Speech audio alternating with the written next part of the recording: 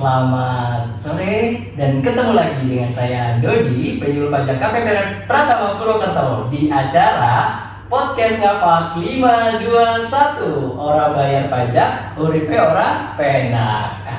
Nah, kawan pajak sekalian, apa kabar? Semoga sehat selalu ya. Semoga selalu diberkahi oleh Tuhan Yang Maha Esa, dimudahkan dan dilancarkan selalu dalam segala aktivitasnya. Nah, pada kesempatan sore hari ini, alhamdulillah kita kedatangan kerawuhan ya, mungkin kalau di bahasa Jawa. Kedatangan tamu istimewa kita, tamu spesial kita, jauh-jauh dari Depok apa Jakarta nih Bu? Dari Universitas Indonesia, Profesor Dr. Haula Rosdiana MSI. Tepuk tangan nih. Saya boleh panggil apa ini Ibu Profesor? Ibu Haula. Oh, Ibu Haula. Siap. Alhamdulillah kita sudah kedatangan Ibu Haula. Selamat datang Ibu di podcast Ngapak 521 ya. Podcastnya KPP Pratama Purwokerto, podcastnya Wong Ngapak Ibu. Kita di sini ada di dalam kafe pajak yang dulunya ini kantor pajak Ibu. Alhamdulillah bisa dimanfaatkan juga untuk masyarakat. Luar biasa. Siap. Nah, Ibu Haula udah jauh-jauh juga nih dari Universitas Indonesia ya, dari Jakarta. Alhamdulillah sudah tiba di Purwokerto, di Banyumas. Nah, sebagaimana yang kita ketahui tadi ya, saya juga ikut acaranya nih Bu, tadi ada acara pengabdian masyarakat ya. Nah, Ibu merupakan seorang guru besar di Universitas Indonesia. Jabatannya bukan main-main ya. Di UI, luar biasa ilmunya dari Ibu Haula ini. Nah, guru besar ini kan pasti ada pengukuhannya gitu ya Bu ya. Ada pengukuhannya. Kalau boleh tahu sejak kapan Ibu dikukuhkannya? Iya. Nggak tepat ya. 10 tahun yang lalu lah gitu ya. 10 tahun yang lalu. Ya, 10 tahun yang lalu tanggal 12 Juni 2013 aku dikukuhkan menjadi guru besar di Universitas Indonesia, dan ternyata dari sejak Indonesia merdeka sampai detik ini guru besar di bidang perpajakan itu yang perempuan ya, itu belum ada lagi, dan itu memprihatinkan gitu ya. Karena apa? Berarti memang belum banyak perempuan atau bahkan guru besar yang laki-laki sekalipun ya yang di bidang perpajakan. Ini menunjukkan memang ilmu perpajakan itu sebetulnya yang paling penting, tetapi belum dikembangkan dengan baik di Indonesia gitu. Di satu sisi memprihatinkan, tapi di satu sisi tentu membanggakan ya. Berarti Ibu Haula satu-satunya teman di ahli gitu. Kalau bangga sih saya nggak bangga. Nggak, buat saya beban ya Bu ya, bagaimana harus ya tadi bahwa ini lebih kepada menyadarkan, oh ya ampun, ini pajak itu kan darahnya negara. Kalau kita mau sehat ya, maka kita harus punya darah yang bagus dong, betul nggak? Dan darah itu adalah pajak. Jadi pajak itu bukan urat nadi, tapi justru yang jadi darahnya nih. Kalau ada urat nadi, nggak ada darahnya gimana?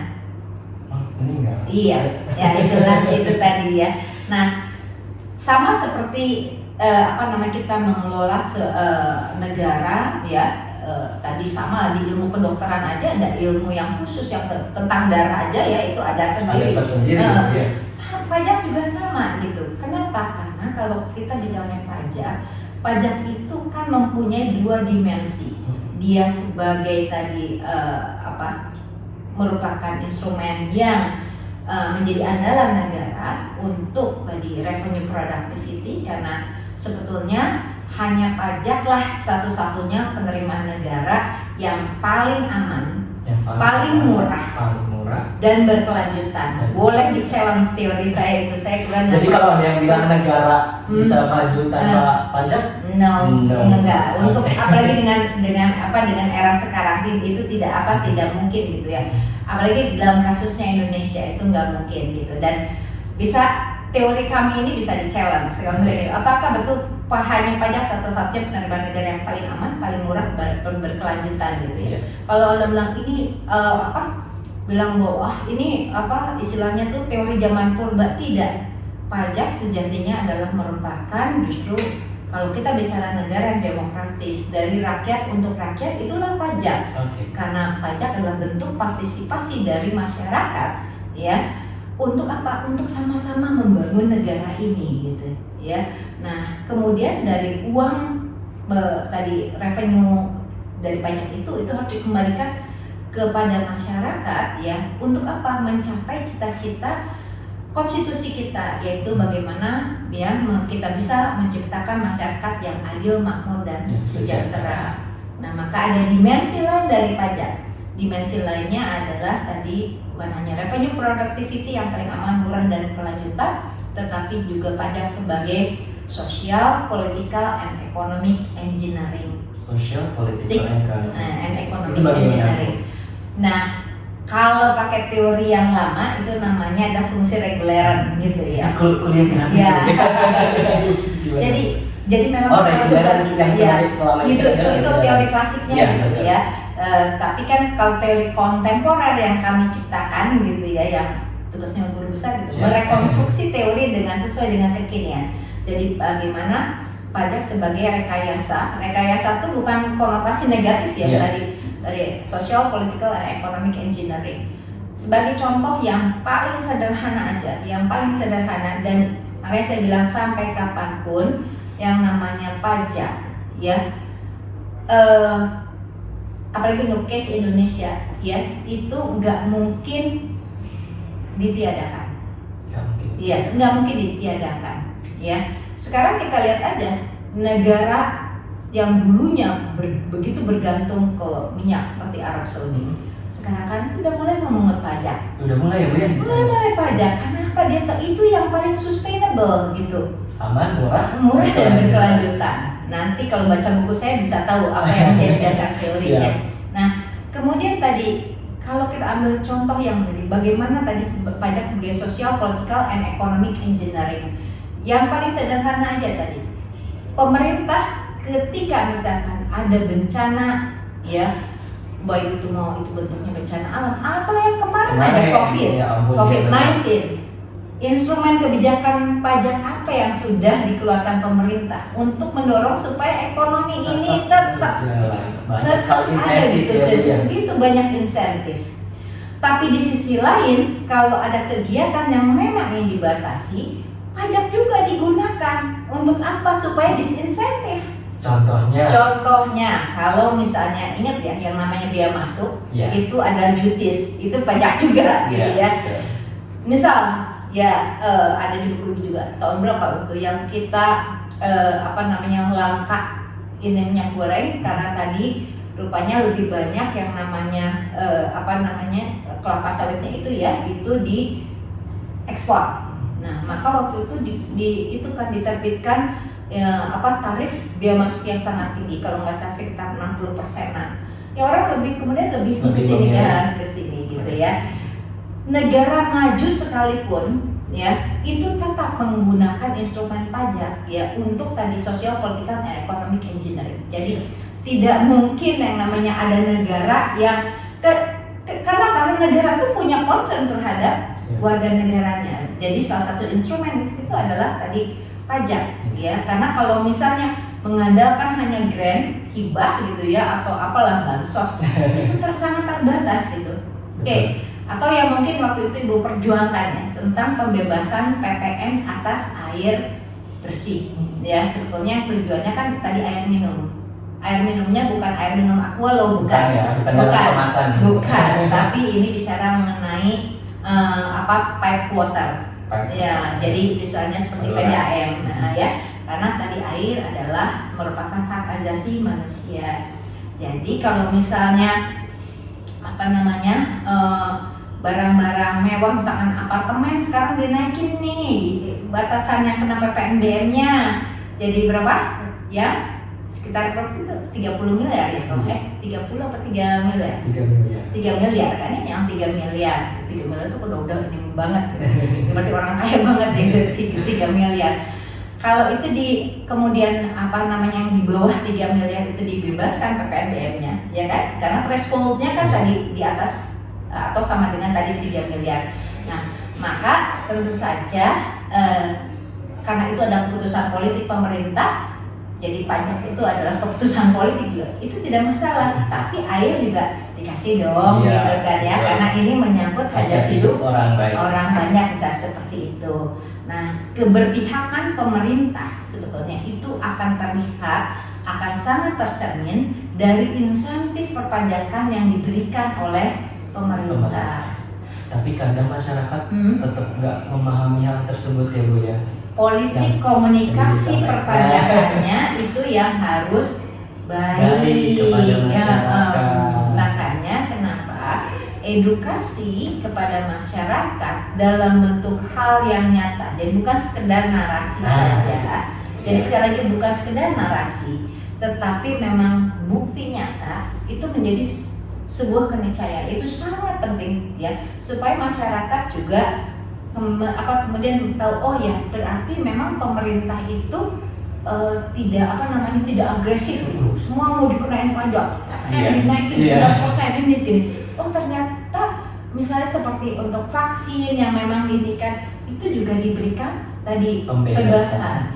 Nah saya selalu mengatakan bahwa sebutkan bahwa setiap kali misalkan ada fasilitas perpajakan itu sejatinya ada subsidi yang diberikan. Itu ada subsidi. Nah masalahnya ada tidak pernah mungkin yang nggak tahu penyampaian gaungnya itu tidak menekan bahwa kami mensubsidi. Jadi rakyat cuma taunya dapat bansos berapa, misalnya 500.000 untuk ini atau berapa 100.000 atau apalah buat itu. Nah tetapi mereka tuh tidak pernah kemudian diberikan penjelasan bahwa setiap tadi penduduk di Indonesia, satu penduduk Indonesia sebetulnya sudah diberikan subsidi dalam bentuk pajak ya, sebesar apa gitu ya, karena kan tadi banyak kalau dulu ya itu kan banyak ya barang yang tidak kena pajak ya, itu di pasal 4A ya ayat 2 huruf B misalkan barang-barang kebutuhan pokok, dan itu sebenarnya bisa koordinasi dengan BPS untuk kemudian disampaikan bahwa setiap tadi penduduk itu dapat loh gitu.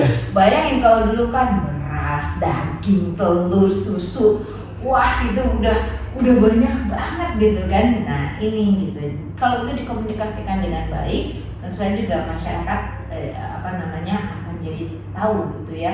Oh ya, jadi mereka menyadari ternyata ini ya pemerintah tuh bukan hanya melihat semua dipajakin gitu, nggak seperti itu.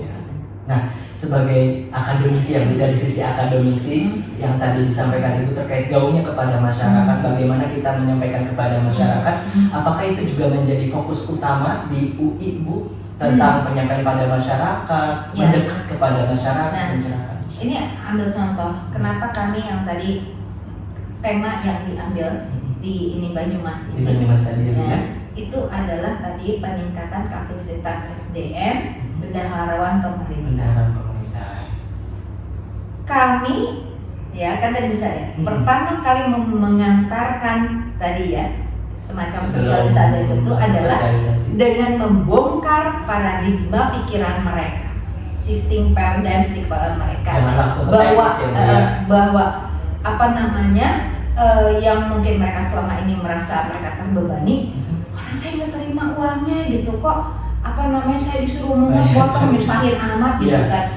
Nah bagaimana kemudian ya kita bangkitkan ya jiwa kepahlawanan mereka. Setiap orang tuh pasti ini dari dunia ini dong senang gitu kan. Dan ya bukan sekedar sanjung lip service, bukan mas, tapi ini benar, makanya kalau menyampaikan tuh harus dari hati. Nah itu ya bukan buat pencitraan, tetapi kita itu mendudukkan mereka dalam proporsi yang sesungguhnya, bahwa mereka itu sudah membantu negara, sangat membantu negara. Nah kan nggak banyak yang bilang bahwa terima kasih Bapak Ibu adalah pahlawan buat negara. Kenapa? Karena menyelamatkan penerimaan negara. Kami menyadari bahwa sebetulnya ketika bicara mengenai kontrak sosial, pajak itu adalah seharusnya hanya rakyat dengan negara. Maka negaralah yang harus tadi memungut. Dalam hal ini negara direpresentasikan oleh otoritas perpajakan. DJP. Ya, mereka kan bukan orang DJP, bukan pegawai DJP pula gitu kan. Nah, tetapi ya negara tadi sekali lagi ini bukan karena berdasarkan teori bahwa sebetulnya ya dari sisi revenue productivity, dari sisi certainty gitu kan ya, maka dan efisiensi juga, maka sebetulnya ya akhirnya tadi ada teknik yang disebut dengan withholding tax seperti itu ya, withholding tax seperti itu ya. No, itu pemotongan. Withhold itu sebetulnya dari withhold itu dari income saja.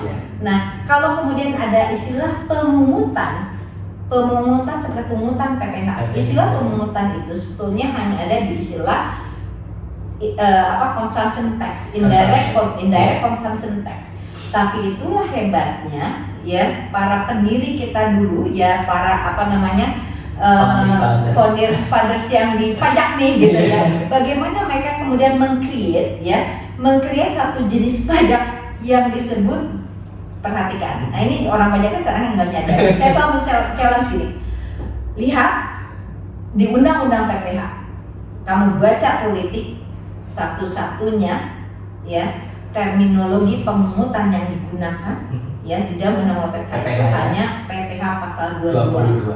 Kenapa? Karena sebetulnya yang merumuskan ya jadi policy maker itu menyadari betul, karena dulu mereka orang yang sangat terpelajar. Ibu tahu siapa salah satunya, misalkan seperti Prof. Mansuri gitu, lulusan Erasmus Belanda, tahu persis ini adalah income tax. Jadi harus ya withholding kan ini lah kok, tapi ini ada istilah pemungutan.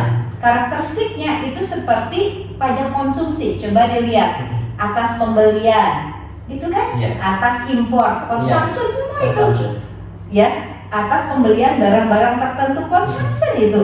Coba semuanya lihat pasal 22-nya. Tapi itulah kearifan lokal dengan filosofi perpajakan sedemikian Pak. Karena apa? Menyadari bahwa negara tuh butuh dana current yang sekarang gitu ya. Yang kalau semua mengandalkan kepada sistem self assessment di mana pakai serial ya negara untuk tahun berjalan uangnya bagaimana gitu. Tapi juga menyadari bahwa kalau misalnya menggunakan istilah pemotongan itu untuk income. Ini bukan income sih, itu ya belum income, makanya istilah pemungutan PPH 22.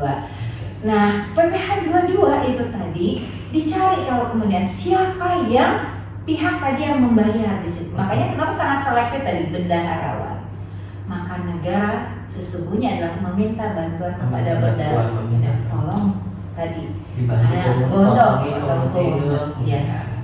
maka tadi bangkitkan gitu ya rasa kepedulian mereka, jiwa.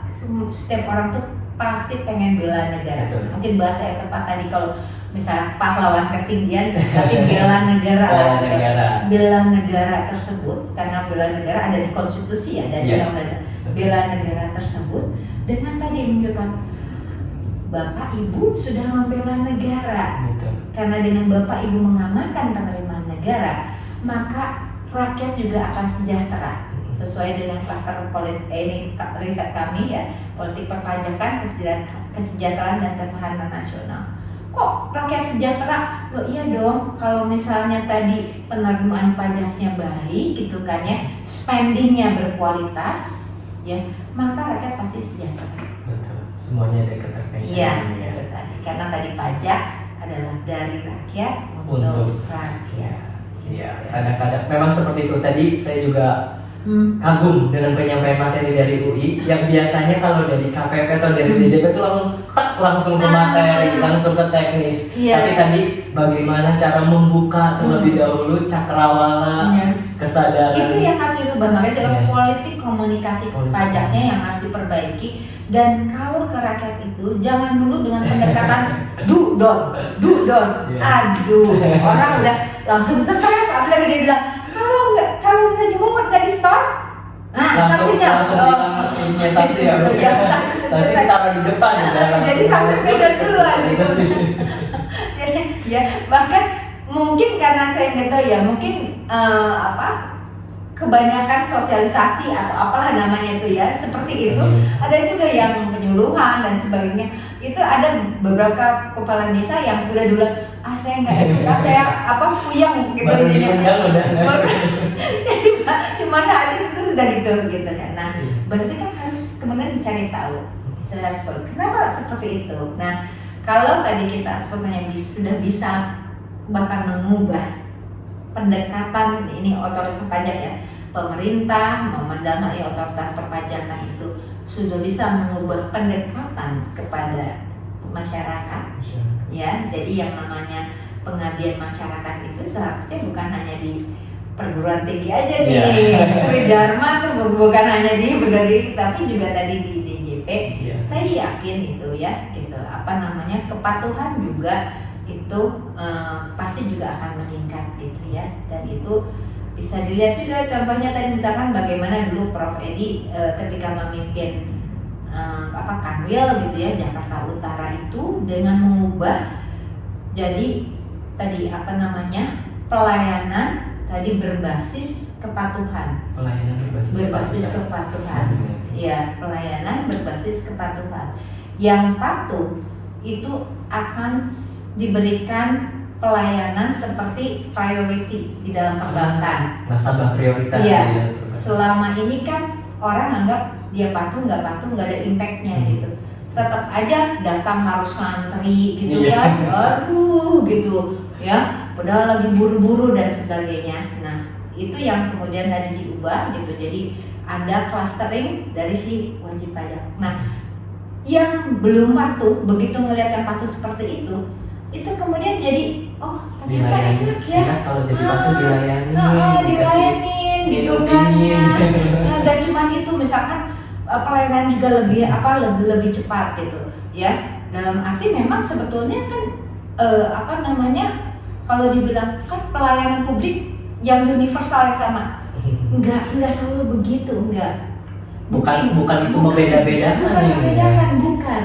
Tapi kita mengapresiasi ya antara yang tadi yang patuh dengan yang tidak patuh. Karena tadi rasional people ya itu respond to incentive. Jadi people respond to incentive, itu udah hukum ekonomi. Ya, jadi jangan kayak ini, jangan seperti kacamata kuda gitu. Pelayanan umum bersunyum dan aja. Iya, sekarang kalau begitu, kalau gitu perbankan juga dilarang aja tuh, perbankan plat merah gitu dilarang tuh bikin ada prioritas ada launch tersendiri. Seperti itu, nggak seperti itu. Meskipun itu tidak apple to apple ya, tetapi yang itu tadi sebetulnya adalah kita mengapresiasi yang sudah patuh. Ya, seperti itu. Dan terbukti juga ketika beliau memimpin di Jakarta Utara itu, bayangkan 12 tahun Jakarta Utara tidak pernah tercapai penerimaannya. Tapi begitu beliau jadi pemimpin di sana 2 tahun berturut-turut ya itu tercapai. Jadi memecahkan rekor gitu ya, dan itu achievement yang luar biasa. Karena ini buat semuanya ya. Kalau saya menyebutnya begini, open mind, open heart. Open heart itu gitu. Dan itu yang harus dilakukan gitu. Jangan selalu menempatkan pada posisi yang seolah-olah wajib pajak itu subordinat. Nah, kalau pendekatannya seperti itu, ya tentu saja tadi komunikasinya jadi macam. Sudah langsung gontok-gontokan Siap. Baik, Ibu, alhamdulillahirobbilalamin. Perbincangan yang sangat menarik sekali. Pengennya sih dilanjut untuk nambah lagi. Mungkin nanti bisa lanjut S2-nya mungkin di UI ada ya Bu ya? S2 perpajakan. S2 pertama di Indonesia, se-Indonesia ya, yang di bidang perpajakan itu adalah di tadi UI ya, di Fakultas Ilmu Administrasi. Kalau dulu FISIP namanya, Fakultas Ilmu Sosial dan Politik. Jadi namanya adalah Program Studi Administrasi dan Kebijakan Perpajakan. Langsung fokus pajak ya Bu ya? Langsung fokus. Siap, luar biasa. Mohon doanya nanti ya Bu. Iya. Bisa diajar langsung oleh Ibu Aula. Iya, baik. Nah, kalau kawan pajak, alhamdulillah kita sudah berada di penghujung acara kita pada sore hari ini, bincang asik dengan Ibu Haula terkait dengan perpajakan yang benar-benar meng-open mind dan open heart kita. Dan semoga nanti apa yang tadi telah kita perbincangkan, kita obrolkan, Ibu sampaikan akan bermanfaat bagi kita Amin. sekalian. Ya. Semoga. Ada pesan Ibu, monggo silakan. Iya, jadi buat semua yang tadi mendengarkan podcast ini, baik tadi apakah otoritas perpajakan maupun dari rakyat yang pembayar pajak, mari mengubah tadi bagaimana pola relasi ya dari rakyat dengan negara ini. Kita ubah pikiran kita ubah hati kita untuk yang awalnya tadi ada keengganan dalam pembayaran pajak, ada jarak antara tadi negara dengan rakyat dalam pembayaran pajak, ini menjadi sebuah kolaborasi. Karena tadi hanya dengan pajak kita bisa membangun negeri ini menjadi lebih baik. Luar biasa. Hanya dengan pajak kita bisa membangun negeri ini dengan lebih baik. Terima kasih sekali lagi Ibu telah menyempatkan waktunya di podcast ini. Semoga bisa datang lagi suatu saat Ibu. Agenda yang sebelumnya tidak teragendakan ya Bu ya. Alhamdulillah, terima kasih Ibu sekali lagi, dan kapan-kapan main lagi ke sini ya Bu ya. Siap kawan pajak, alhamdulillah sudah selesai podcast kita pada sore hari ini. Sampai ketemu lagi di podcast kita berikutnya. Salam sehat, salam semangat. Oke, assalamualaikum warahmatullahi wabarakatuh. Waalaikumsalam warahmatullahi wabarakatuh. Siap, Ibu, terima kasih.